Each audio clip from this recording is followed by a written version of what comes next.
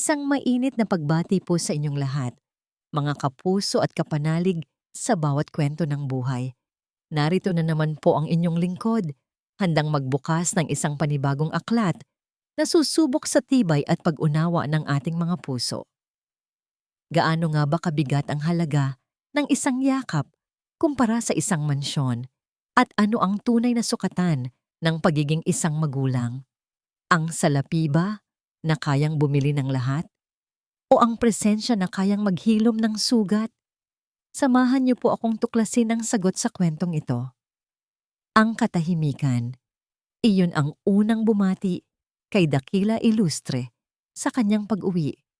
Hindi ang uri ng katahimikan na nagbibigay kapayapaan, kundi ang uri na lumalamon sa bawat tunog, na nagpapabigat sa hangin. 11:11 na ng gabi. Ang marmol na sahig ng Villa Silangan ay malamig at kumikinang sa ilalim ng ilaw ng chandelier, pero walang buhay. Walang naghihintay na mga yapak ng maliliit na paa. Walang masayang sigaw na sasalubong sa kanya.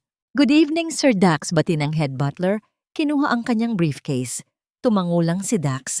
Ang isip ay pagod mula sa 8 oras na board meeting. Isa na namang multimilyong kontrata ang nakuha ng Illustre Prime Holdings. Isa na namang gusali ang itatayo. Isa na namang patunay ng kanyang tagumpay. Para ito sa kanila, lagi niyang sinasabi sa sarili. Para sa kinabukasan ni Sinag at Ulan. Kung puno ang kanilang tiyan, kung sigurado ang kanilang pag-aaral, kung nakatira sila sa isang palasyo. Iyon ang responsibilidad ng isang ama. Iyon ang kanyang ginagawa.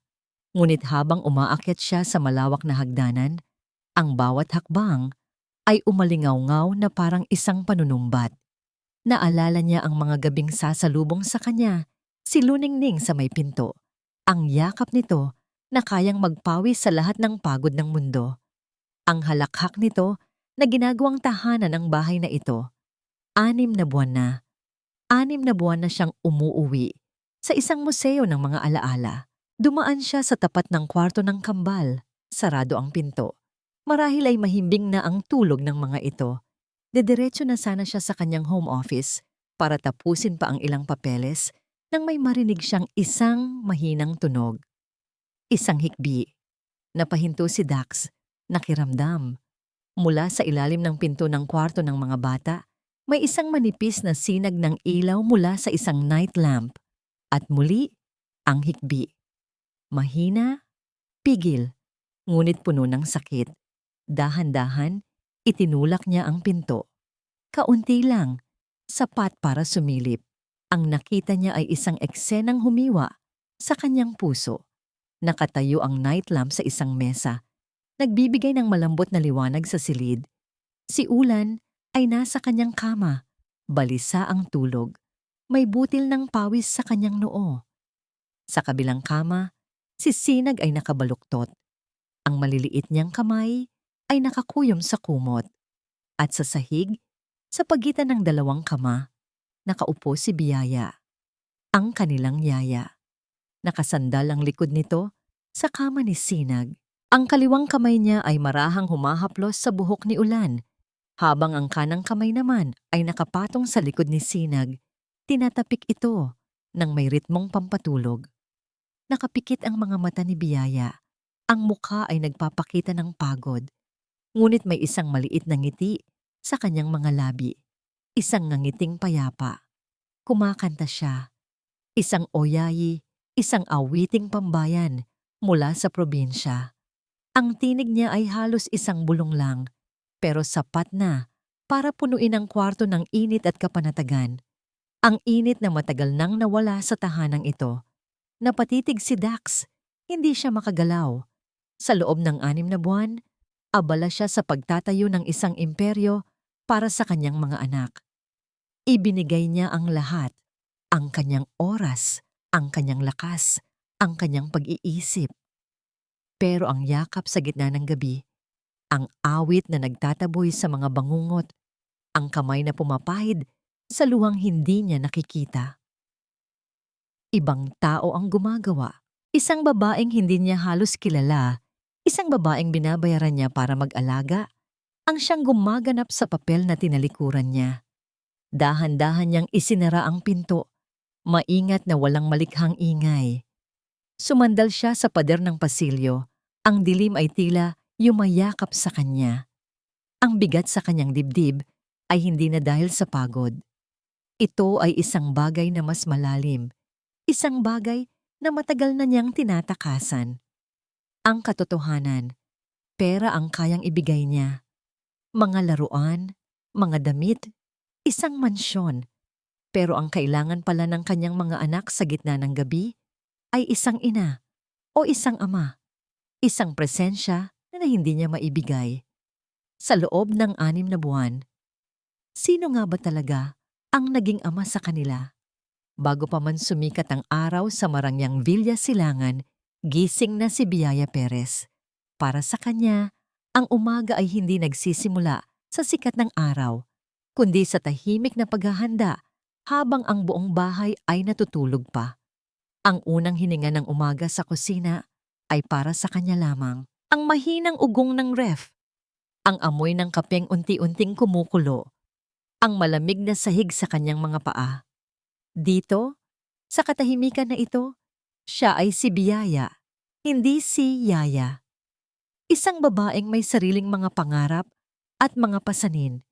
Pero sa sandaling buksan niya ang ref para kunin ang mga itlog, nawawala na ang sarili. Ang natitira ay ang kanyang misyon.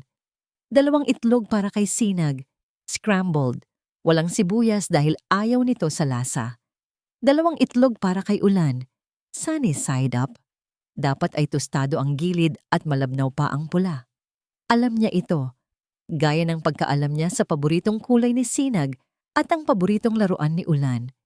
Maliliit na detalye na bumubuo sa mundo ng 2 batang nangungulila. Yaya. Ang tawag ay mahina. Nagmumula sa may pinto ng kusina. Si Sinag, dala-dala pa ang kanyang unan, kinukusot ang mga mata. O Sinag, gising ka na pala. Halika, malapit nang maluto ang almusal mo. Malambing na sabi ni Biyaya. Pinaupo ito sa silya. Sumunod na rin si Ulan. Tahimik na umupo sa tabi ng kapatid. Yaya, I had a good dream, bulong ni Sinag. Kasama daw natin si Mommy. We were at the beach. Hindi na siya sad. Napahinto si Biyaya sa paghahalo ng itlog. Isang pamilyar na kirot ang gumuhit sa kanyang puso. Ngumiti siya, kahit hindi nakikita ng bata. Talaga? Masaya yon. Sigurado akong masaya si Mommy na makita kayong masaya sa panaginip. Naalala niya ang huling pag-uusap nila ni Ma'am Luningning bago ito umalis papuntang Maynila. Isang pangako. Biyaya, kung sakaling may mangyari sa akin, bantayan mo ang mga anak ko, ha? Isang birong sinabi ng may ngiti, ngunit may bigat sa mga mata. Hindi niya akalain na ang birong yon ang magiging huling habilin. Ang utang na loob ng kanyang pamilya kay Ma'am Luningning ay napakalaki. Ang pag-aalaga sa mga anak nito, ang tanging paraan para masuklian yon. Naghain na siya ng pagkain sa harap ng kambal ng isang anino ang tumakip sa liwanag mula sa pinto. Si Dakila Ilustre, nakabihis na para sa opisina. Ang kanyang presensya ay tila nagpabigat sa buong kusina. Agad na napayuko ang kambal, ang kaninang masayang kwentuhan ay napalitan ng nakakabinging katahimikan. Ang tanging maririnig na lang ay ang lagitik ng mga kutsara at tinidor sa plato. Umupo si Dax sa kabisera ng mesa, isang lugar na laging bakante tuwing umaga. Hindi niya alam kung ano ang sasabihin. How's school? Tanong niya. Ang boses ay alanganin. Nagkatinginan ang kambal. Okay lang po. Halos sabay nilang sagot. Hindi tumitingin sa ama. Sinubukan ulit ni Dax. May homework ba kayo? Wala po. Sagot ni Ulan. Ang atensyon ay nasa pagtusok ng tinidor sa kanyang itlog. Sumuko si Dax, kumuha siya ng kape at binuklat ang isang financial newspaper. Ang pader na hindi nakikita ay muling itinayo sa pagitan niya at ng kanyang mga anak. Tahimik na nagmamasid si Biyaya mula sa may kitchen counter. Nasasaktan siya para sa mga bata. Nasasaktan din siya para kay Sir Dax. Isang amang hindi alam kung paano aabuti ng sariling mga anak. Nakikita niya ang 3 taong nalulunod sa iisang bahay. Bawat isa ay nasa sariling isla ng kalungkutan. Nang matapos ang mga bata, mabilis silang nagpaalam para maghanda papasok sa eskwela.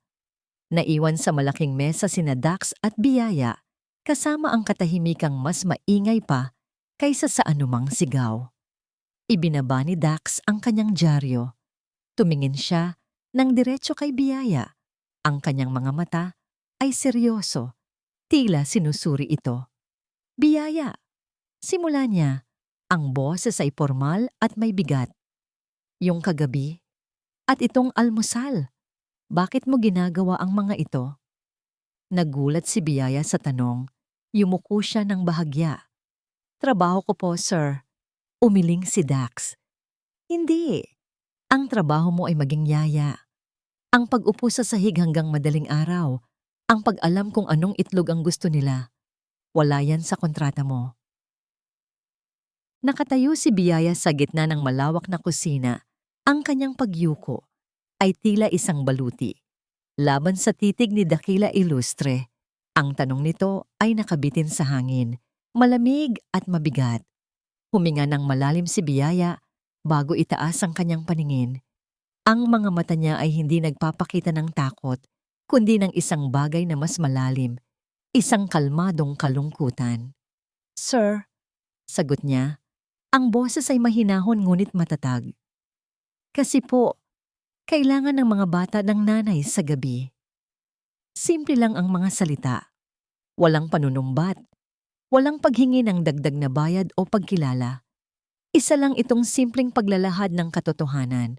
Pero para kay Dax, ang bawat salita ay bumaon na parang punyal. Kailangan ng mga bata ng nanay sa gabi.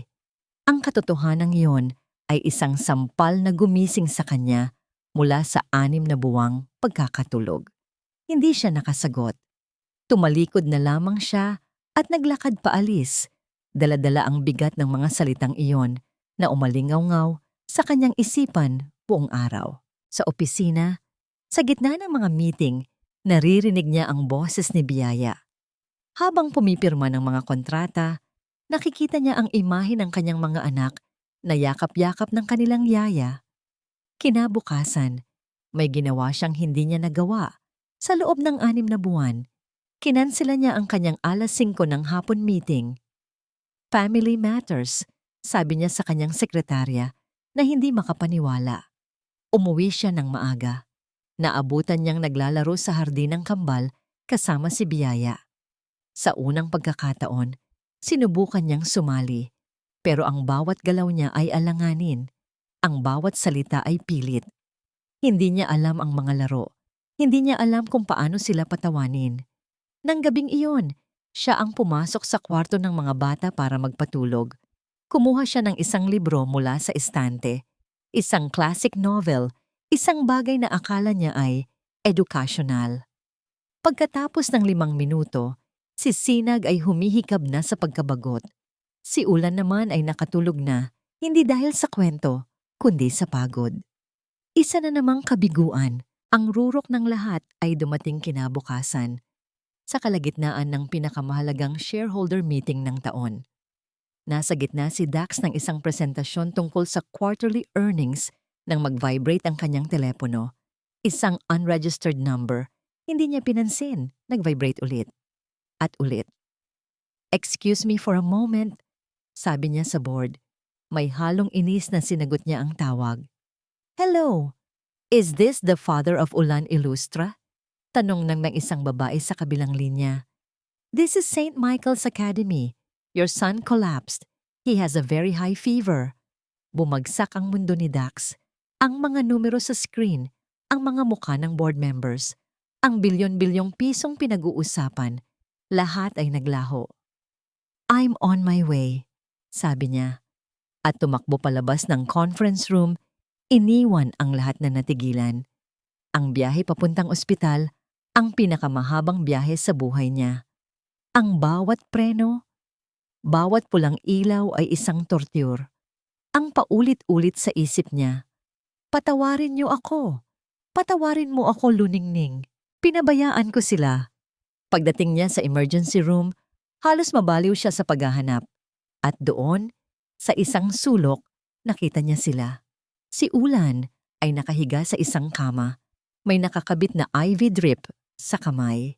Si Sinag ay nakaupo sa isang silya sa tabi nito. Ang ulo ay nakasubsob sa hita ni Biyaya. At si Biyaya, nakatayo siya sa tabi ni Ulan. Ang isang kamay ay walang tigil sa pagpunas ng malamig na bimpo sa noo ng bata. Isang doktor ang lumapit sa kanila, hindi kay Dax, kundi kay Biyaya. "Ma'am, he's stable now. We're just waiting for the fever to go down. Mabuti na lang at mabilis niyo siyang nadala," sabi ng doktor. Ang tingin ay puno ng paghanga. Hindi na nag-abala si Biyaya na itama ang doktor. Tumango lang siya. "Salamat po, Doc." Lumapit si Dax, nanginginig ang mga tuhod. Napatingin sa kanya si Biyaya. Ang mga mata ay puno ng pag-aalala, pero hindi iyon ang sumugat sa kanya. Ang kamay ni Ulan, kahit sa gitna ng pagkagising at pagkahilo, ay mahigpit na nakakapit. Hindi sa kumot, hindi sa rehas ng kama. Nakakapit ito ng mahigpit sa kamay ni Biyaya. Sa sandaling iyon, gumuho ang lahat ng harang na itinayo ni Dax sa paligid ng kanyang puso. Ang CEO, ang bilyonaryo, ang matatag na haligi. Lahat ay nawala. Tumalikod siya at lumabas ng ER. Sumandal siya sa isang pader sa pasilyo kung saan walang nakakakita. At doon, sa unang pagkakataon mula noong araw na inilibing si Luningning, humagulgol si Dakila Ilustre. Umiyak siya hindi lang para sa kanyang anak, kundi para sa kanyang sarili. Umiyak siya para sa lahat ng gabing wala siya, sa lahat ng luhang hindi niya napunasan, sa lahat ng yakap na hindi niya naibigay. Ang mga balikat niya ay nayanig sa bawat hikbi na pilit niyang pinipigilan. Ang isang kamay ay nakasuntok sa pader, hindi dahil sa galit, kundi dahil sa matinding pagsisisi. Ang bawat luhang dumaloy ay isang pag-amin sa kanyang pagkukulang, sa kanyang karuwaga.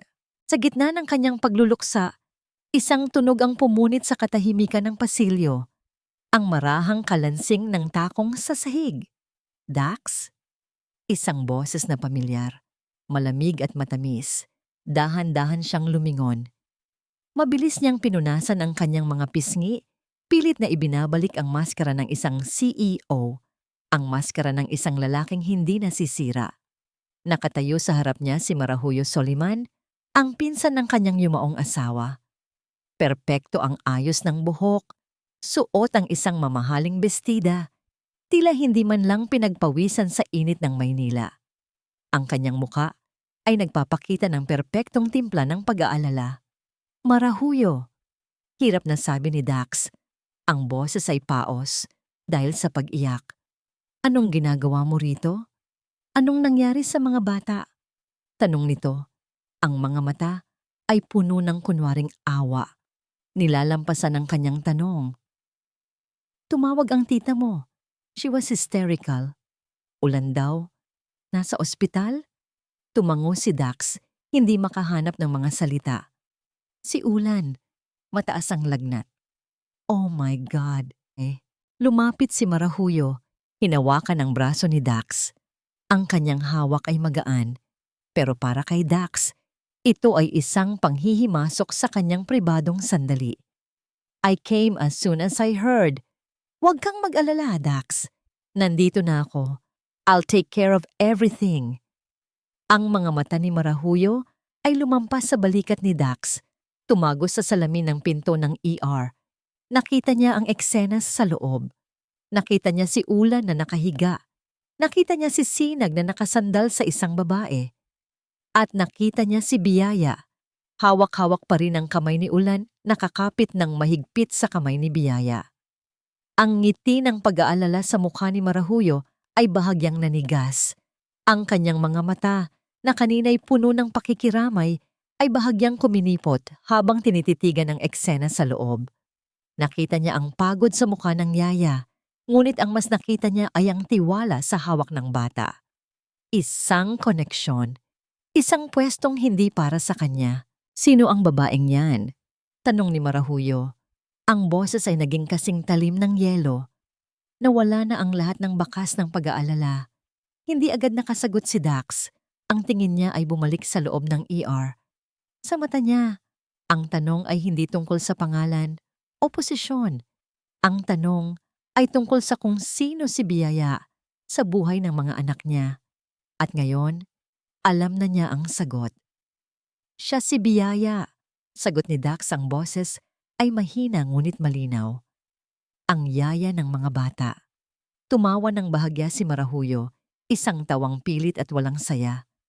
Isang yaya? Dax, tingnan mo ang itsura niya. Mukhang pagod na pagod. Baka naman sa kapabayaan niya kaya nagkasakit si Ulan? Ang mga salita ay tumama kay Dax, ngunit hindi sa paraang inaasahan ni Marahuyo. Hindi ito nagtanim ng duda, bagkus ay nagbigay linaw sa isa pang katotohanan. Habang siya ay abala sa pagbuo ng kinabukasan, si Biyaya ang pagod na pagod sa pag-aalaga sa kasalukuyan ng kanyang mga anak. Hindi siya sumagot. Sa halip, humakbang siya palayo kay Marahuyo at dahan-dahang itinulak ang pinto ng ER. Naabutan niyang ginigising ni Biyaya si Sinag. Sinag, anak, gising na. Uwi muna tayo sa bahay para makapagpahinga ka, ha? Babantayan ko si Kuya Ulan mo. Ayoko po, sagot ng bata. Ang boses ay inaantok. Dito lang po ako. Dito lang tayo sa tabi ni Kuya. Bumuntong hininga si Biyaya. Ang pagod ay kitang-kita na sa kanyang mga balikat. Biyaya. Napalingon si Biyaya sa tawag ni Dax. Sa unang pagkakataon, hindi boss ang nakita niya, kundi isang ama na puno ng pagsisisi. Ako na ang magbabantay kay Ulan, sabi ni Dax. Ang mga salita ay tila bago sa kanyang dila. Iuwi mo na si Sinag. Magpahinga na kayo. Kailangan mo yan. Nagulat si Biyaya. Nagtaka si Sinag. Maging si Marahuyo na nakatayo sa may pinto ay natigilan. Pero sir, walang pero. Putol ni Dax. Ang boses ay may yatra, may autoridad, ngunit walang galit. May bago sa tono niya, isang desisyon. Ako ang ama. Oras na para gawin ko ang trabaho ko. Lumapit siya sa kama ni Ulan at marahang umupo sa silyang inupuan ni Biyaya kanina. Sa unang pagkakataon, siya naman ang kumuha ng bimpo. Siya naman ang nagpuna sa noo ng kanyang anak. Ang kamay ni Ulan, na kanina'y mahigpit na nakakapit kay Biyaya, ay dahan-dahang bumitaw, habang ang bata ay mas nahihimbing sa tulog. Iniwas ni Biyaya ang kanyang tingin, isang kakaibang halo ng ginhawa at kirot ang naramdaman. Dinala na niya si Sinag para umuwi. Naiwan sa silid si Dax at ang natutulog niyang anak. At sa labas ng pinto, naiwan si Marahuyo, mag-isang nagmamasid. Ang kanyang muka ay isang blankong canvas, ngunit sa kanyang mga mata, isang plano ang unti-unting nabubuo. Isang plano kung saan ang isang mabait at pagod na yaya ay walang lugar. 2 linggo.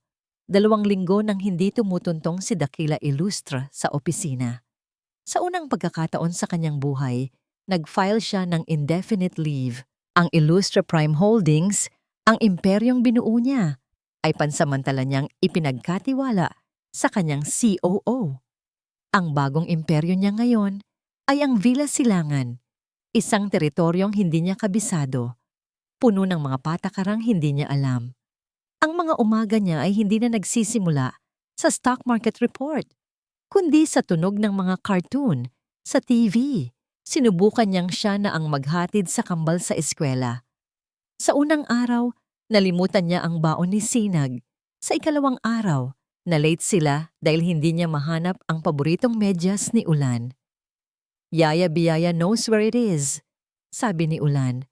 Ang boses ay walang mali siya, pero para kay Dax, iyon ay isang sampal. Ang mga hapon ay mas mahirap. Isang araw, inilabas niya ang isang napakalaking Lego set. Isang model ng Eiffel Tower na may libo-libong piyesa. "Let's build this," masigla niyang sabi. Pagkatapos ng 10 minuto, naiinip na si Sinag at naiiyak na sa frustration si Ulan. Si Biyaya ang pumasok sa eksena, dala ang isang lumang board game. Sa loob ng 5 minuto, ang sala ay puno na ulit ng halakhak ng mga bata. Si Dax ay naiwang nakatitig sa libu-libong piyesa ng Lego. Isang perpektong simbolo ng kanyang mga magagandang intensyon na hindi nagtugma sa realidad. Sa gitna ng kanyang pagkabigo, dumating si Marahuyo. Dumating siyang parang isang magandang panaginip. Walang anunsyo, may daladalang mamahaling mga laruan para sa mga bata at isang basket ng mga imported na prutas para kay Dax. Ang kanyang bango ay tila nagpuno sa bahay ng isang siglang matagal nang nawala. "Dax, pinsan! I was so worried," sabi niya. Hinalikan ito sa pisngi. "I brought some things for the boys. Ayoko namang maboard sila sa bahay." Agad na nakuha ni Marahuyo ang atensyon ng kambal. Ang bagong remote-controlled na kotse at ang life-size na teddy bear ay mas kaakit-akit kaysa sa lumang board game. Habang abala ang mga bata, bumaling si Marahuyo kay Dax. "Kumusta ka na?" tanong niya. Ang boses ay puno ng pag-aalala. "You look so tired. It's wonderful that you're doing this, trying to be a full-time dad. Pero Dax, hindi mo kailangang gawin to mag-isa." Nang gabing iyon, nagluto si Dax ng hapunan. Steak, bahagyang nasunog ang gilid, nag-aalangang kumain ang mga bata. Bago pa man magkaroon ng isa na namang awkward na katahimikan, inilabas ni Marahuyo ang isang cake na dala niya. "Tada! Dessert first!" Masaya niyang sabi, at ang atensyon ng lahat ay napunta sa cake. Habang kumakain ang mga bata, umupo si Marahuyo sa tabi ni Dax. Nagsimula siyang magsalita. Ang boses ay halos isang bulong, puno ng sikreto at pagkakaibigan. Ang mga bata, they need a woman's touch, you know? Simulan niya. Yung totoong presensya ng pamilya. "I know the yaya is trying her best, pero iba pa rin, di ba?" Hindi sumagot si Dax. Nakikinig lang siya. "Nakita ko kanina," patuloy ni Marahuyo. "May maliit na punit yung laylayan ng damit ni Sinag. It's a small thing pero kawawa naman. Baka sobrang pagod na rin ng yaya nyo sa dami ng ginagawa." Isang maliit na lason. Inihulog sa kanyang tenga. Tumingin si Dax kay Biyaya na tahimik na nagliligpit ng mga pinagkainan sa kabilang dulo ng kusina. Pagod nga ang itsura nito, pero kasalanan ba yon ng kapabayaan? O resulta ng pag-aalagang walang kapaguran? Si Luningning, huminga ng malalim si Marahuyo, ginamit ang pinakamabigat na alas. She was so meticulous with the kids. Gusto niya laging perpekto ang lahat para sa kanila. "I'm just worried, Dax. Alam kong yun din ang gusto mo para sa kanila." Pagkatapos ng hapunan, ang kambal ay masayang naglalaro ng bagong laruan kasama si Tita Marahuyo. Si Dax ay nakatayo sa isang sulok, nagmamasid. May isang bahagi sa kanya na nagpapasalamat sa tulong at siglang dala ni Marahuyo. Ngunit may isang bahagi rin na nakakaramdam ng hindi mapakaling pagkabalisa. Tumingin siyang muli kay Biyaya. Nag-iisa itong nagpupunas ng mesa, ang likod ay bahagyang nakukuba sa pagod. At sa unang pagkakataon, dahil sa lason na ibinulong ni Marahuyo, isang maliit na binhi ng pagdududa ang itinanim sa isipan ni Dax. "Huwag kang mag-alala, Dax," sabi ni Marahuyo bago umalis. Tinapik ang kanyang balikat. "From now on, I'll be here more often para tulungan ka. We need to make sure the kids are really okay." Ang mga salita ay parang tulong, pero ang kahulugan sa ilalim nito ay malinaw. Sa piling lang ni Biyaya, hindi sila tunay na okay. Ang mga sumunod na araw sa Villa Silangan ay nagkaroon ng bagong ritmo, isang ritmong idinidikta ni Marahuyo. Halos araw-araw na siyang naroon. Minsan, darating siya ngang may dalang mga libro at tutulungan sa homework ang kambal. Sa ibang araw, magdadala siya ng mga sangkap at magluluto ng merienda. Pinupuno ang kusina ng mga amoy na hindi pamilyar kay Biyaya. Unti-unti, ang presensya niya ay naging isang normal na bahagi ng bahay. Para kay Dax, si Marahuyo ay isang biyaya. Dahil sa kanya, nagkakaroon siya ng oras para huminga. Nababawasan ang pressure na kailangan niyang maging perpektong ama sa isang iglap. Sa tulong ni Marahuyo, mas madali niyang nakakausap ang mga anak niya. Pero para kay Biyaya, ang presensya ni Marahuyo ay parang isang aninong malamig. Palagi itong nakangiti sa kanya, ngunit ang mga ngiti ay hindi umaabot sa mata. Palagi itong nagpapasalamat, ngunit ang tono ay may halong pangmamaliit. Yaya, salamat sa pagtimpla ng kape ha? Pero next time kontian mo ang asukal. Masyadong matamis, baka hindi magustuhan ni Dax. Sasabihin nito sa harap ng lahat. Yaya, naplansa mo na ba yung bagong damit ni Ulan? Yung binili ko? Gagamitin natin yun bukas. May pupuntahan kami. Utos nito na para bang siya na ang bagong ginang ng pamamahay. Nararamdaman ni Biyaya na unti-unti siyang nagiging invisible. Ang kanyang maliit na espasyo sa pamilyang iyon ay unti-unting sinasakop. Ngunit ano ang magagawa niya? Isa lang siyang kasambahay. Si Marahuyo ay kamag-anak. Ang pinakamasakit ay kapag nakikita niyang mas napapalapit na ang mga bata kay Marahuyo. Ang mga kwento bago matulog ay madalas nang si Tita Marahuyo ang nagbabasa. Ang mga sikreto ni Sinag ay sa kanya na ibinubulong. Unti-unti, ang init na dati siya lang ang nagbibigay ay nahahaluan na ng lamig. Isang hapon, habang nag-aayos ng master's bedroom si Biyaya, isang lugar na hindi niya madalas pinapasok, maliban kung kailangang maglinis, pumasok si Marahuyo. Biyaya, I'm just looking for something, sabi nito, ngumingiti. Binuksan nito ang walk-in closet, isang espasyong halos kasing laki ng sala sa bahay ni na Biyaya sa probinsya. Dito nakatago ang mga gamit ni Luningning. Nagpanggap si Marahuyo na may hinahanap sa mga kahon. Alam mo, namimiss ko na si Ning. She had this beautiful pearl necklace. Yung paborito niya. I was hoping to find it para maitago ko man lang bilang alaala. Hindi umimik si Biyaya. Nagpatuloy lang sa pag-aayos ng kama. Hey, I can't find it, sabi ni Marahuyo. May halong frustration. Tumingin siya kay Biyaya. Ikaw, Biyaya. Di ba ikaw ang laging naglilinis dito? Baka naman. Nakita mo yung kwintas na yon? Perlas siya. May maliit na diamante sa gitna. Umiling si Biyaya. Hindi po, ma'am. Hindi po ako nangingialam ng gamit dito. I know. Mabilis na sabi ni Marahuyo. Tila ayaw siyang ma-offend. Naisip ko lang baka napansin mo. It was very precious to Dax. Regalo niya yon kay Ning nung anniversary nila. Kinagabihan ang usapin tungkol sa kwintas ay muling binuksan ni Marahuyo sa harap ni Dax. Dax, I was looking for Ning's pearl necklace kanina. Malungkot niyang sabi. I can't find it anywhere. That was your special gift to her, di ba? Napakunot ang noo ni Dax. Ang alin? Yung may teardrop pearl? Nakatago yon sa pinakatuktok ng aparador niya sa isang asul na kahon. Wala, Dax. I checked everywhere. Giit ni Marahuyo. Even your yaya, I asked her. Sabi niya hindi niya raw nakita. Ang simpleng pagbanggit sa pangalan ni Biyaya ay tila isang akusasyon. Hindi direktang sinabi ni Marahuyo, pero ang lason ay muling pumatak. Nawawala. Si Biyaya lang ang laging naroon. Hindi ito pinansin ni Dax. Hayaan mo na. Baka nalipat lang ng lugar. Huwag na nating problemahin yon.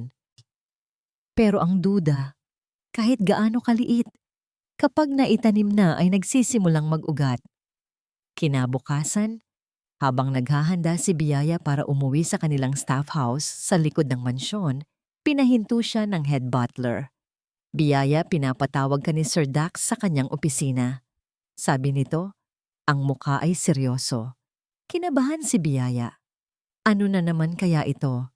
Pagpasok niya sa home office, Nakaupo si Dax sa likod ng kanyang malaking mahogany desk. Si Marahuyo ay nakatayo sa tabi nito. Ang muka ay nagpapakita ng awa. Sa ibabaw ng mesa, sa pagitan nila, ay may isang maliit na asul na velvet na kahon. At sa tabi nito, nakalatag ang isang pamilyar na kwintas na perlas. Biyaya! Nagsalita si Dax. Ang boses ay mababa at walang emosyon. Saan mo to nahanap? Nalito si Biyaya. Po? Hindi ko po. Don't lie, Yaya. Sabat ni Marahuyo, ang boses ay malumanay pero may diin.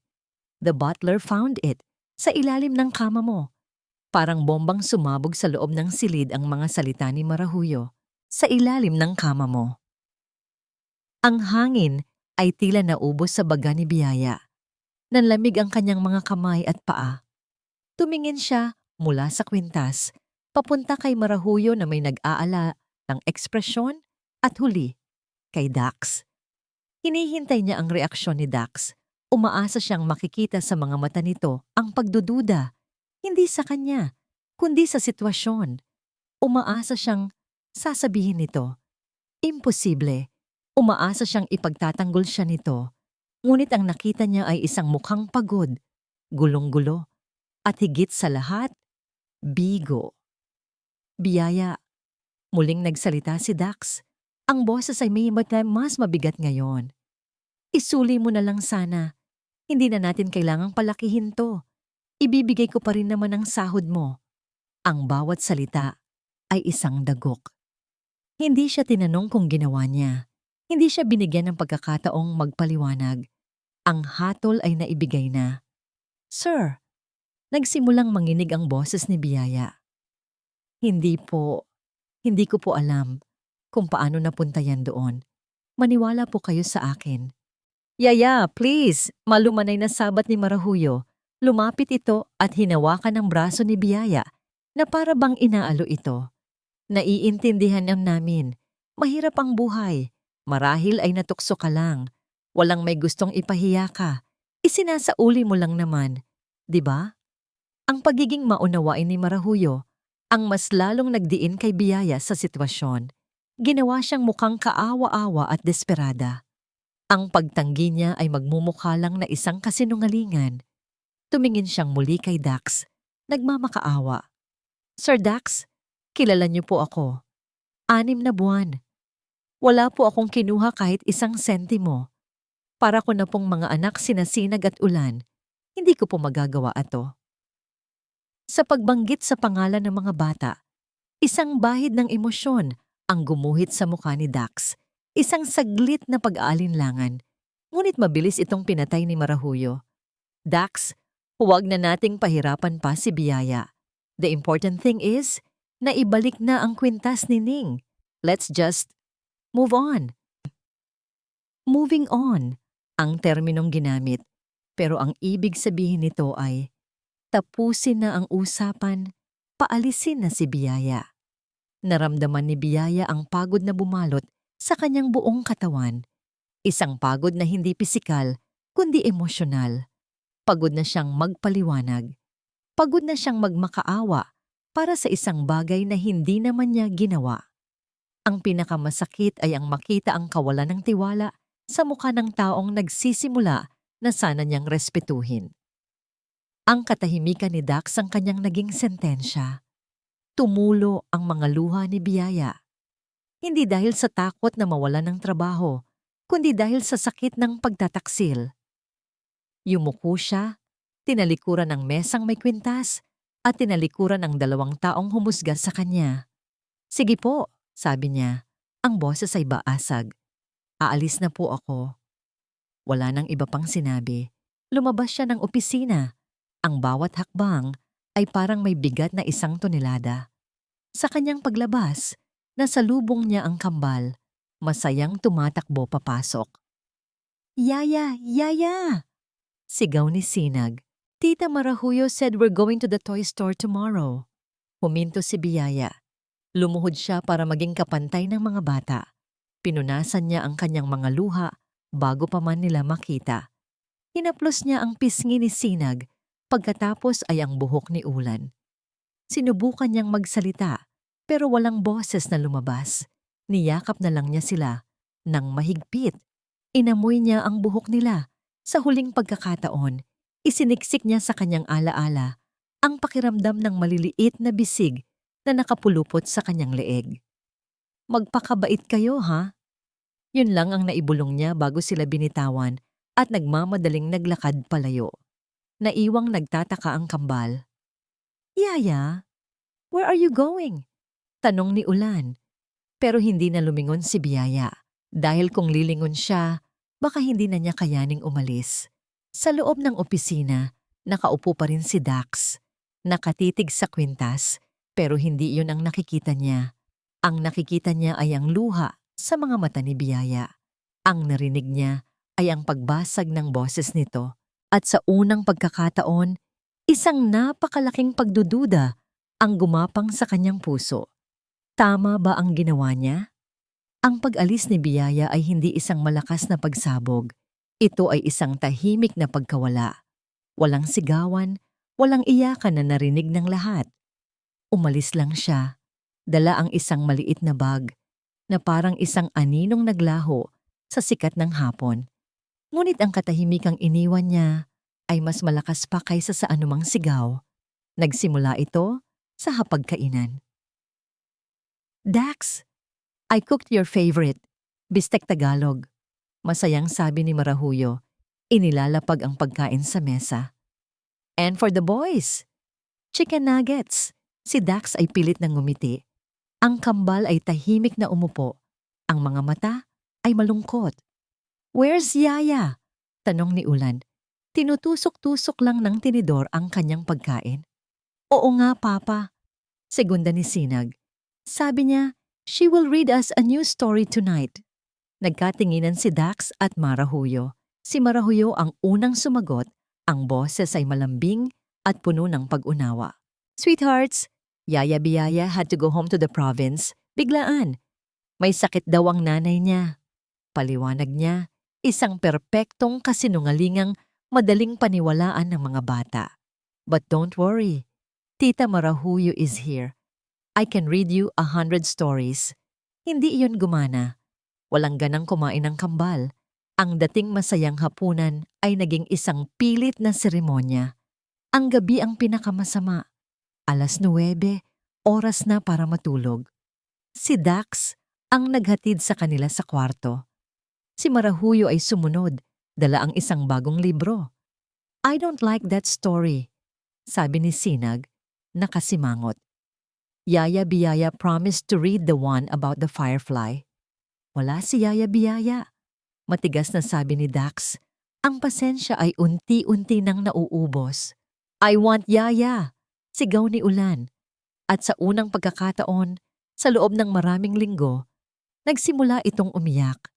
Hindi isang simpleng pag-iyak, kundi isang malakas na hagulgol na puno ng paghahanap at pagkalito. Ang iyak niya ay parang mitya na nagsindi sa kalungkutan ni Sinag. Umiyak na rin ito. Bring Yaya back, Papa. Please! Natuliro si Dax. Hindi niya alam ang gagawin. Si Marahuyo ay sinubukang yakapin ang mga bata, ngunit tinulak lang siya. We don't want you. We want Yaya Biyaya. Nasaktan si Marahuyo.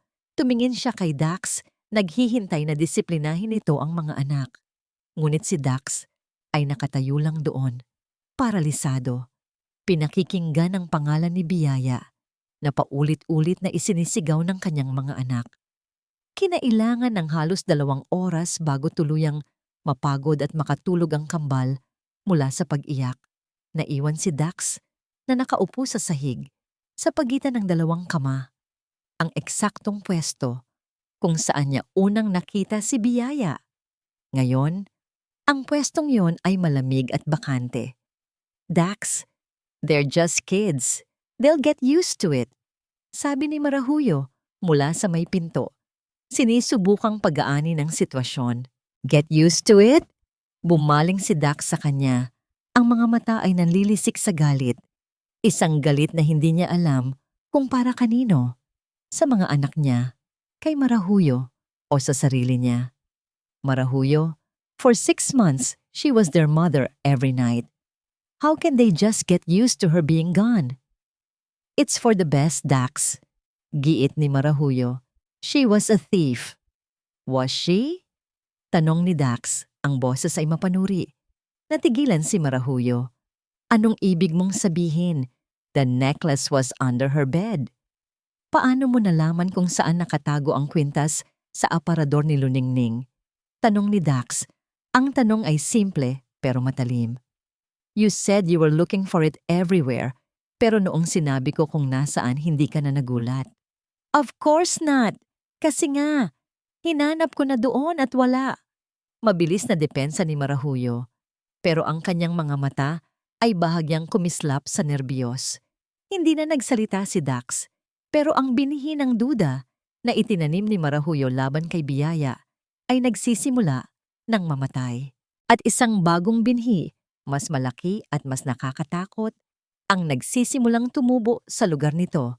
Isang duda laban mismo kay Marahuyo. Kinailangan niyang lumabas ng kwarto. Kailangan niya ng hangin. Habang naglalakad siya sa pasilyo, napadaan siya sa dating silid ni Biyaya. Bukas ang pinto. Simple lang ang laman. Isang kama, isang maliit na aparador. Walang personal na gamit na naiwan, maliban sa isa. Sa ibabaw ng mesa, may isang maliit na notebook. Ang notebook na nakita niya noon. Ang notebook kung saan isinusulat ni Biyaya ang lahat ng tungkol sa kambal. Dinampot niya ito. Gawa sa murang papel. Sulat kamay lahat. Binuklat niya. Sinag.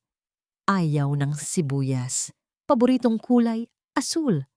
Takot sa kulog. Kapag may bagyo, dapat may yakap. Ulan? Gusto ng tostadong itlog. Paboritong laruan, pulang kotse. Ayaw ng madilim. Dapat laging may night lamp. Pahina-pahina ng mga detalye. Pahina-pahina ng pagmamahal.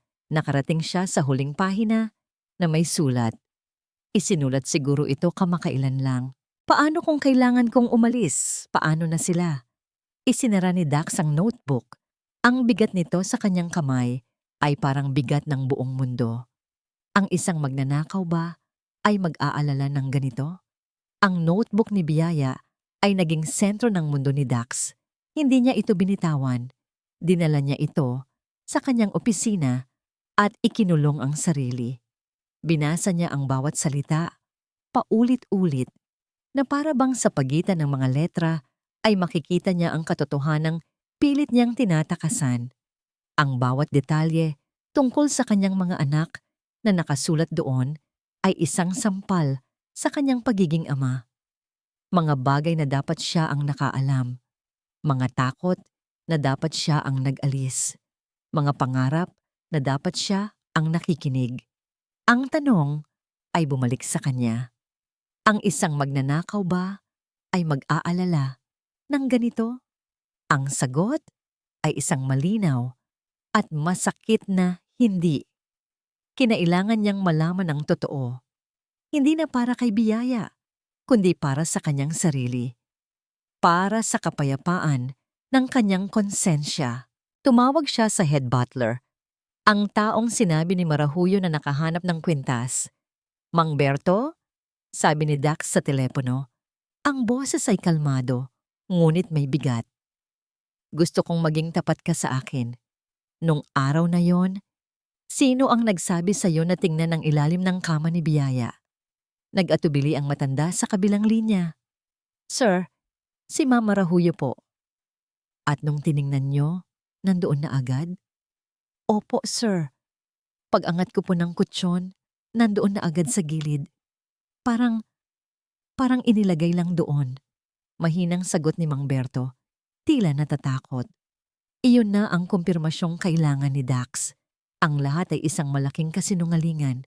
Isang perpektong pag-arte. Isang patibong kung saan hindi lang si Biyaya ang nahulog, kundi pati siya. Nang gabing iyon, umuwi si Dax na may dalang desisyon. Naabutan niya si Marahuyo sa sala. Masayang naglalaro ng puzzle kasama ang kambal. Ang eksena ay perpekto, isang masayang pamilya. Pero ngayon, nakikita na ni Dax ang lamat sa larawan. Sinag, Ulan, akyat muna kayo sa kwarto nyo. May pag-uusapan lang kami ni Tita Marahuyo nyo. Sabi ni Dax. Ang boses ay walang emosyon. Naramdaman ng mga bata ang tensyon. Tumango sila at tahimik na umakyat. Naiwan silang dalawa. Ngumiti si Marahuyo, ngunit ang nangiti ay hindi na umabot kay Dax. Dax, is everything okay? Inilapag ni Dax ang notebook ni Biyaya sa coffee table. Binasa ko to. Nawala ang nanangiti ni Marahuyo. Tiningnan niya ang notebook na para bang isa itong ahas. Bakit mo ginawa, Marahuyo? Tanong ni Dax. Hindi ito isang galit na tanong. Ito ay isang tanong ng isang taong pagod na at gusto na lang malaman ang katotohanan. Ang alin? Pagmamaang-maangan ni Marahuyo. Lahat. Ang kwintas. Ang pagtatanim ng duda sa isip ko. Ang pagpapaalis kay Biyaya. Bakit? Tumayo si Marahuyo. Nawala na ang malambing na babae. Ang lumabas ay ang tunay na siya, matigas, kalkulado, at puno ng hinanakit. Bakit? Tumawa siya ng mapakla dahil nakita ko kung paano kanya tinitingnan. Dahil nakita ko kung paano mo siya tinitingnan. Isang hamak na katulong, Dax, ipapalit mo sa alaala ni Luningning. Sa akin? Natigilan si Dax. Anong sinasabi mo? Mahal kita, Dax. Sumigaw si Marahuyo. Ang kanyang pagpipigil ay tuluyan ng gumuho.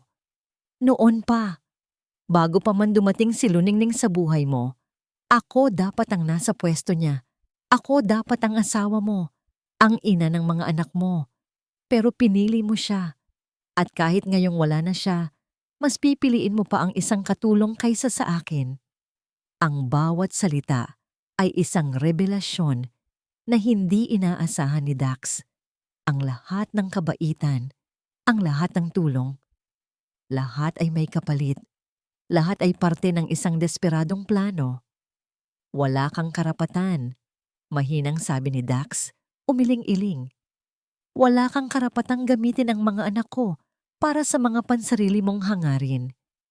May karapatan ako, giit ni Marahuyo. Pamilya rin ako. Hindi, matigas na sabi ni Dax. Tumayo na rin siya para harapin ito. Pamilya si Biyaya. Dahil inalagaan niya ang mga anak ko nang walang hinihinging kapalit. Minahal niya sila. Isang bagay na hindi mo kailanman ginawa. Ang minahal mo lang ay ang sarili mo. Walang naisagot si Marahuyo. Ang katotohanan ay isinampal na sa kanya. Umalis ka na, sabi ni Dax.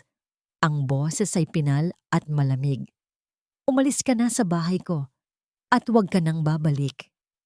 Tinitigan siya ni Marahuyo. Ang mga mata ay puno ng galit at pagkatalo. Walang luha, walang pagsisisi. You will regret this, Dax, sabi niya bago tumalikod at naglakad palabas ng pinto. Dala ang kanyang pagkatalo. Naiwan si Dax sa gitna ng sala. Tahimik, mag-isa. Ang katotohanan ay malaya na, ngunit hindi ito nagdulot ng ginhawa. Nag-iwan lang ito ng isang malaking butas. Isang butas na may pangalan, Biyaya. At ngayon, kailangan niyang hanapin ang paraan para punan itong mo. Ang pag-alis ni Marahuyo ay nag-iwan ng isang katahimikang mas mabigat kaysa dati. Kung ang pag-alis ni Biyaya ay isang pagkawala ng init, ang pag-alis ni Marahuyo ay isang pagkawala ng ingay, isang ingay na pagtanto ni Dax ay ginamit lang pala para takpan ang tunay na problema. Ngayong wala na ang lahat ng distraksyon, naiwan siyang harapin ang sarili niyang mga pagkakamali. Ang unang hakbang ay ang pinakamahirap. Kinailangan niyang umupo kasama ang kanyang mga anak. Sinag, Ulan, sabi niya isang umaga sa almusal, ibinaba ang kanyang telepono at ibinigay ang buong atensyon sa kanila. May kailangan akong sabihin sa inyo tungkol kay Yaya Biyaya. Agad na nag-angat ng tingin ang kambal. Ang kanilang mga mata ay nagkaroon ng kislap ng pag-asa. Uuwi na po ba siya? Tanong ni Sinag. Huminga ng malalim si Dax. Hindi umuwi si Yaya sa probinsya. Pinaalis ko siya at Nagkamali si Papa. Isang malaking pagkakamali. Hindi niya ikinuwento ang tungkol sa kwintas. Masyado pa silang bata para doon. Ang ipinaliwanag niya ay simple lang, na may nagawang masama si Tita Marahuyo at naniwala si Papa at nasaktan niya si Yaya Biyaya nang hindi sinasadya. "I'm very, very sorry," sabi niya. Ang mga salita ay tapat at mabigat. "Kasalanan ko at gagawin ko ang lahat para mahanap siya at humingi ng tawad." Hindi lubos na naintindihan ng mga bata ang lahat, pero naintindihan nila ang pinakaimportante. Ang kanilang ama ay nagsisisi at gusto niyang bumalik si Yaya nila. Ang paghahanap kay Biyaya ay naging misyon ni Dax, ngunit hindi ito naging madali. Wala siyang contact number nito. Ang tanging impormasyong nasa agency file niya ay ang address ng pamilya nito sa probinsya. Isang maliit na baryo sa may baybay ng Quezon, Baryo Amihan. Nagpabook siya ng flight para sa susunod na araw, ngunit bago umalis, mayroon pa siyang kailangang gawin. Pumunta siya sa puntod ni Luningning. Matagal na siyang hindi nakadalaw. Dati, ang pagpunta rito ay nagdudulot lang ng sakit at pagsisisi. Ngayon, iba na. Umupo siya sa damuhan sa tabi ng malamig na marmol.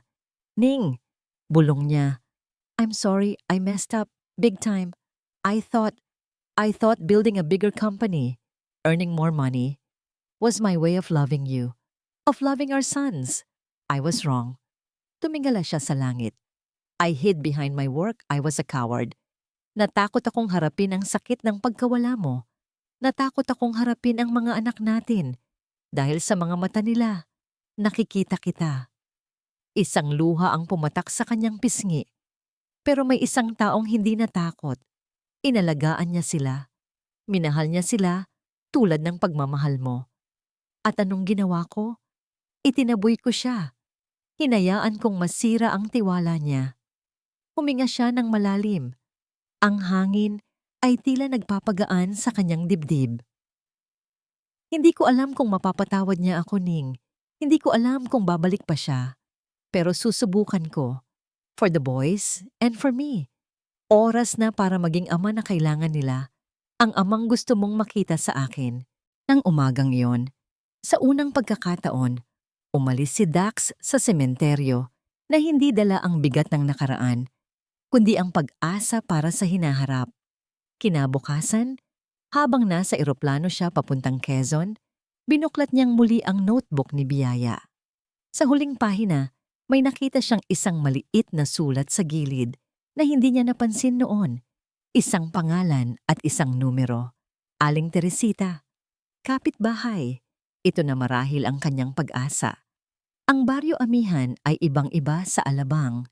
Ang hangin ay amoy alat, ang mga kalsada ay makikitid, at ang mga bahay ay simple. Ang mga tao ay nakangiti sa kanya. Mga ngiting totoo at hindi pilit. Nagtanong-tanong siya hanggang sa mahanap niya ang bahay ni Biyaya. Isang maliit na bahay na gawa sa kahoy, nakaharap sa dagat. Kumatok siya. Walang sumasagot. Nakita niya ang isang matandang babae na nagwawalis sa kabilang bahay. Siya na marahil si Aling Teresita. "Magandang araw po," bati ni Dax. "Hinahanap ko po sana si Biyaya Perez." Tinitigan siya ng matanda mula ulo hanggang paa. Ang mamahalin niyang damit at sapatos ay tila hindi bagay sa lugar na yon. "Wala siya rito?" Matigas na sagot ng matanda. Umalis siya. Pumunta sa Maynila para magtrabaho, para tulungan ang pamilya niya. Pero ang huli kong balita, umalis na raw siya sa pinagtatrabahoan niya. Pinagbintangan daw na magnanakaw. Ang bawat salita ay tumama kay Dax. Ang tsismis ay nakarating na pala rito. "Nasaan po siya ngayon?" Desperadong tanong ni Dax. Nagkibit balikat si Aling Teresita. "Abay, ewan ko." Ang sabi ng nanay niya, nahihiya raw umuwi. Naghahanap daw muna ng bagong trabaho. Ayaw na raw bumalik sa pagiging kasambahay. Baka sa isang karinderya raw, sa kung saang parte ng Maynila. Gumuho ang pag-asa ni Dax. Ang Maynila ay isang malawak na dagat. Paano niya hahanapin ang isang tao sa gitna ng milyon-milyong mukha. Ang pagbabalik ni Dax sa Maynila ay puno ng kabiguan. Ang baryo amihan na akala niya'y magiging sagot ay nag-iwan lang sa kanya ng mas maraming tanong. Saan sa Maynila? Ang tanong na iyon ay umalingaw-ngaw sa kanyang isipan sa loob ng 1 linggo. 1 linggo ng paghahanap na walang kasiguraduhan. Inupahan niya ang pinakamagaling na private investigator. Ibinigay ang litrato ni Biyaya at ang lahat ng impormasyong alam niya. Pero ang Maynila ay isang halimaw na kayang lumamon ng kahit sino nang walang bakas. Araw-araw, tinatawagan niya ang investigator. Araw-araw, pareho ang sagot. Wala pa, sir. Masyadong malawak ang hinahanapan natin. Habang nagpapatuloy ang paghahanap, sinubukan ni Dax na punan ang pagkukulang niya sa kanyang mga anak. Siya na ang naghahanda ng baon nila tuwing umaga. Kahit na madalas ay sunog ang pancake. Siya na ang nagbabasa ng kwento tuwing gabi, kahit na ang boses niya ay hindi kasing lambing ng kay Biyaya. Isang gabi, habang nagbabasa siya, napansin niyang may tinitingnan si Ulan sa kamay nito. "What's that, anak?" tanong niya. Ipinakita ni Ulan ang isang maliit at kupas ng larawan. Isang litrato ni Biyaya na nakangiti, kasama ang kambal. Galing ito sa isang family day sa eskwela nila ilang buwan na ang nakalipas. Si Biyaya ang umattend dahil si Dax ay nasa isang business trip.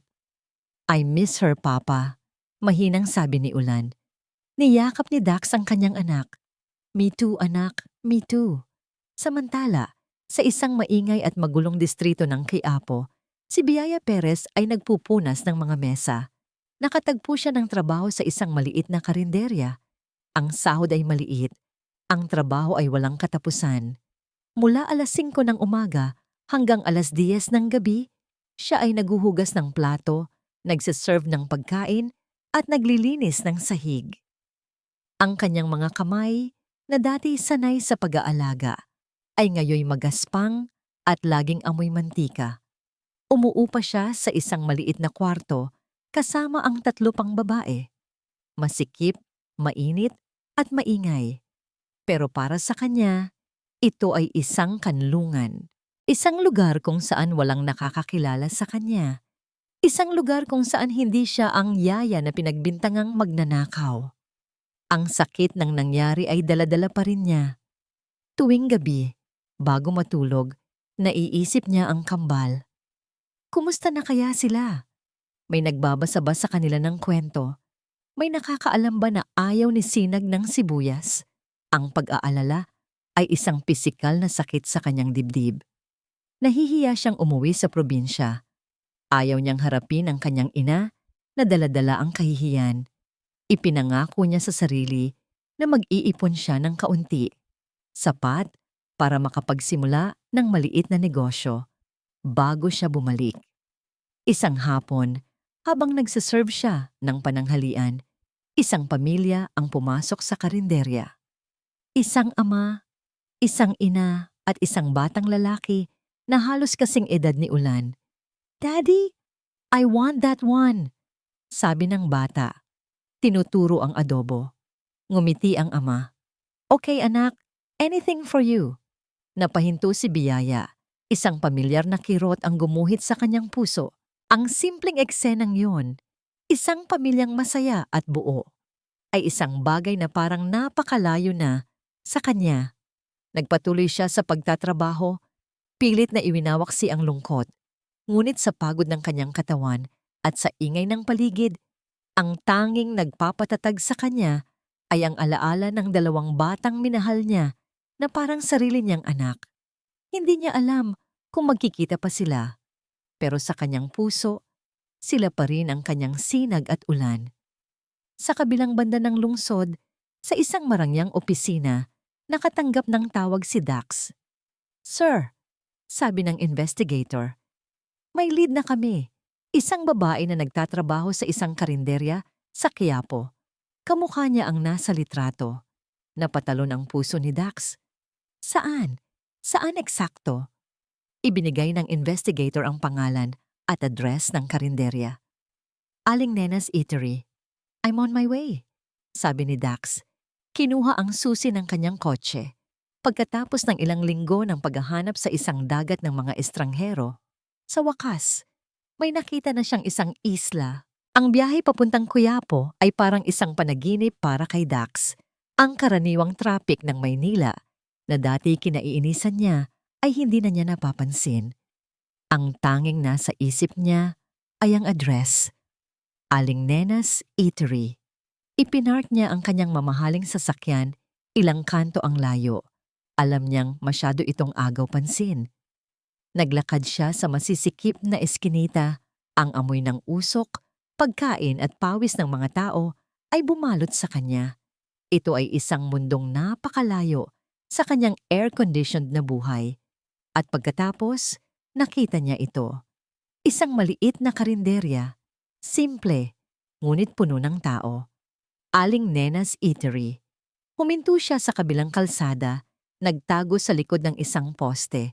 Mula doon, tiningnan niya ang loob at nakita niya siya, si Biyaya.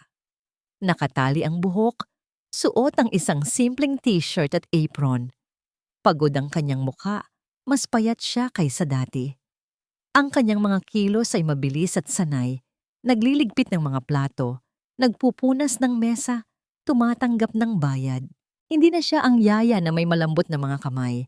Isa na siyang babaeng hinulma ng hirap. Pero sa kabila ng lahat, ang kanyang mga mata, mayroon pa ring kabaitan doon. Isang kabaitang pilit na tinatago sa ilalim ng pagod. Naniga si Dax sa kanyang kinatatayuan. Hindi niya alam ang gagawin.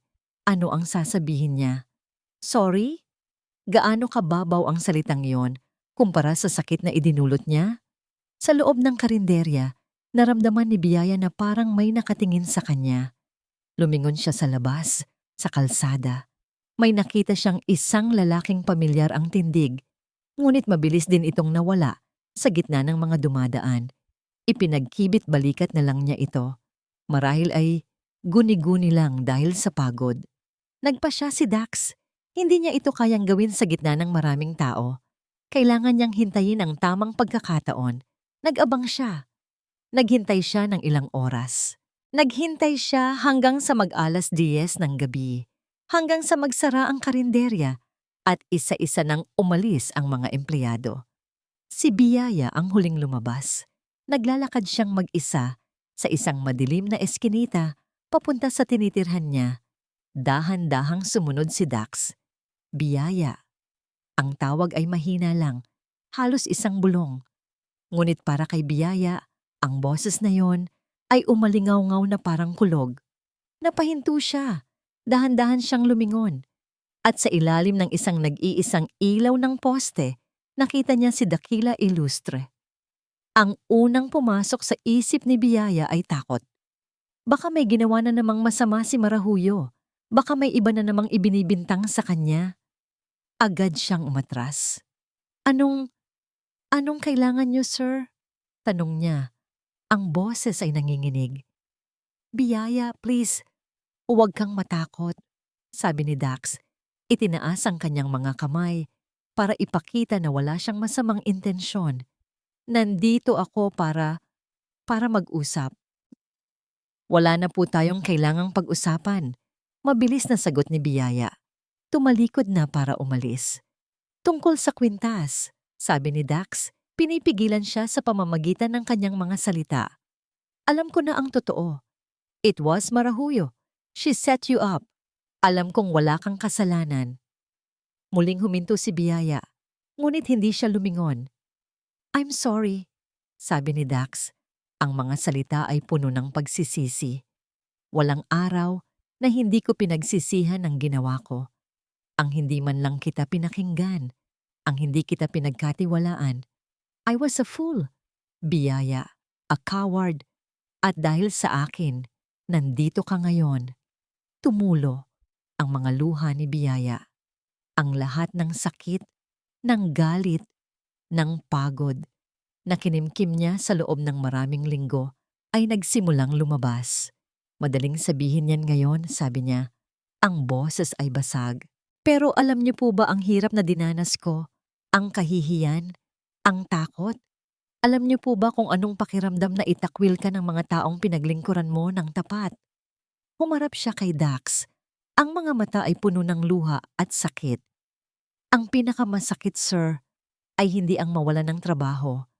Ang pinakamasakit ay ang isipin na ang mga batang minahal ko ay iisipin habang buhay na ako ay isang magnanakaw. Hindi na nakapagsalita si Dax.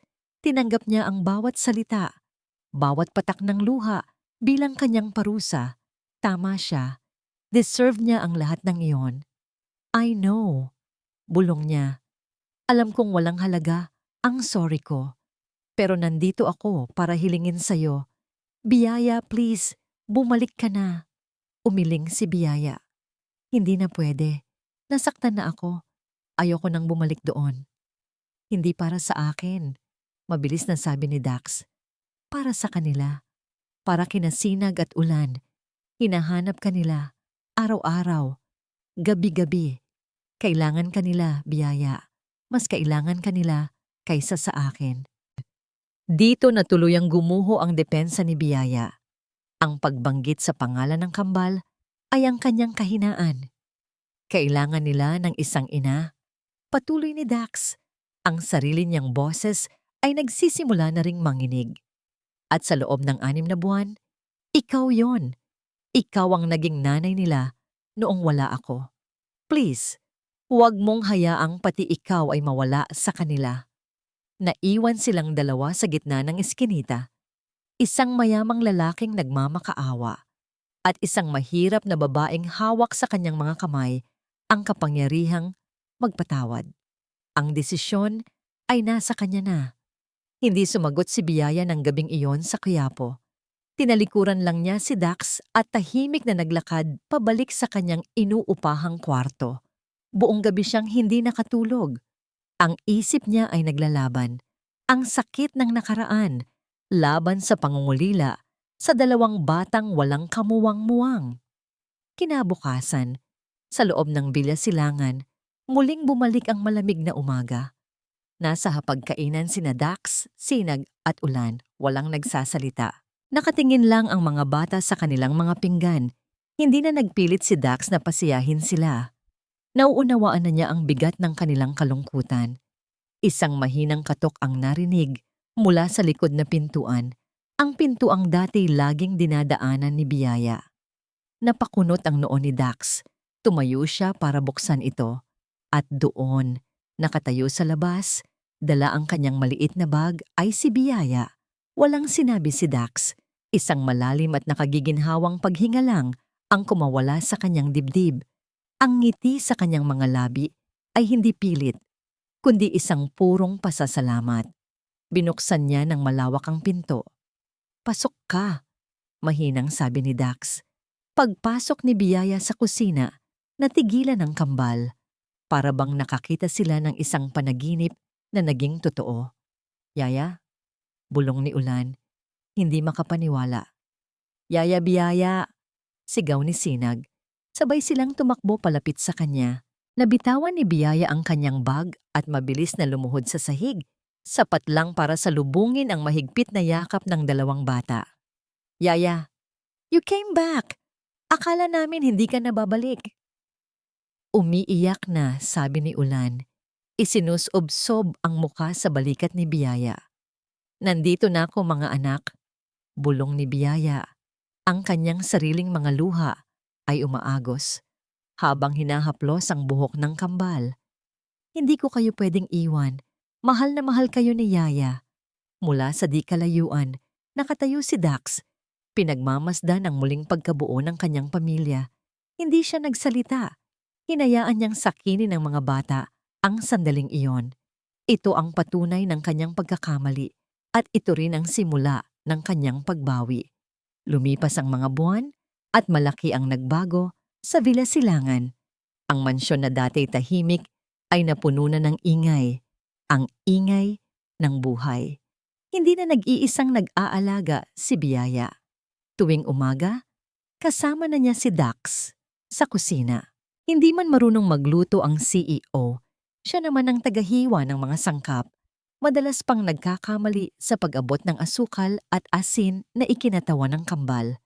Hindi na rin umuuwi ng hating gabi si Dax. 6:00 pa lang ng hapon, nasa bahay na siya. Naglalaro sila ng mga board games, nagtatakbuhan sa hardin, at sabay-sabay na kumakain ng hapunan. Si Biyaya ay nanatili bilang yaya, ngunit nagbago na ang kanyang posisyon sa bahay. Hindi na siya basta katulong. Siya ay tinatrato bilang isang katuwang, isang pamilya. Kumakain na siya kasama nila sa malaking mesa. Kinukonsulta na siya ni Dax sa bawat desisyon tungkol sa mga bata. Isang gabi, matapos makatulog ang kambal, lumabas si Dax sa terrace. Naabutan niya si Biyaya doon, tahimik na nakatingin sa mga bituin. Lumapit si Dax. "Salamat, Biyaya." Lumingon si Biyaya at ngumiti. Isang ngingiting wala ng bahid ng pait. "Para saan po, sir?" "Sa pagbibigay mo sa akin ng pangalawang pagkakataon. At sa pagliligtas mo sa pamilyang ito." Tumingin muli si Biyaya sa langit. "Wala po yon. Ginawa ko lang po kung ano ang tama." "Hindi lang yon," sabi ni Dax. "Tinuruan mo ako. Tinuruan mo akong ang pera ay kayang magtayo ng malaking bahay. Pero presensya at pagmamahal lang ang kayang bumuo ng isang tahanan." Katahimikan ang namayani, ngunit hindi ito ang malamig na katahimikan noong una. Ito ay ang payapang katahimikan ng 2 taong natagpuan ng kapatawaran at respeto sa isa't isa. Walang malaking himala sa pagtatapos ng kwentong ito. Hindi biglang naging perpekto ang lahat. May mga gabing inaatake pa rin ng bangungot ang kambal. May mga araw na nahihirapan pa rin si Dax sa pagiging ama. Ngunit ang pinagkaiba ngayon, hindi na siya nagtatago. Nandyan na siya. Handa nang yakapin ang kanyang mga anak sa gitna ng dilim. At sa likod niya, isang tahimik na yaya ang laging handang umalalay, hindi na bilang isang anino, kundi bilang isang ilaw na naging bahagi na ng kanilang buhay. Mga minamahal na taga-subaybay, dito po nagtatapos ang kwento ni Dax, Biyaya, at ng kambal na sina Sinag at Ulan.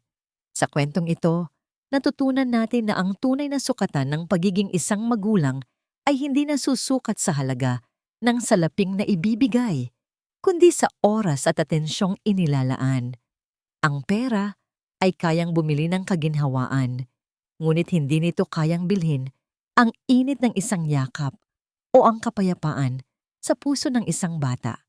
Ipinakita rin sa atin ni Biyaya na ang tunay na pagmamahal ay marunong magpatawad at handang magtiis para sa ikabubuti ng iba. Walang malaking pagkakamali ang hindi kayang ituwid ng isang tapat na pagsisisi. Salamat po sa inyong mainit na pagsubaybay sa bawat kabanata ng ating kwento. Ano ang pinakapaborito ninyong eksena? Naawa ba kayo kay Biyaya o nainis kay Dax noong una? I-comment nyo lang po sa ibaba ang inyong mga naramdaman. At sabihin nyo rin kung anong klaseng kwento ang gusto nyong marinig sa susunod. Kwento ba ng paghihiganti? O kwento ng pag-ibig sa gitna ng kahirapan? Babasahin ko po ang inyong mga komento. Hindi dito nagtatapos ang ating paglalakbay. Marami pa pong kwentong kasing ganda at mas puno ng aral dito sa aming channel. Kung nagustuhan nyo ang kwentong ito, i-like, i-share sa pamilya at mga kaibigan. At mag-subscribe na rin para lagi kayong updated sa mga susunod pa naming kwento. I-click nyo ang notification bell para kayo ang unang makarinig kapag may bago kaming upload. Pagpalain po kayo ng Panginoon, kayo at ang inyong buong pamilya. Hanggang sa muli.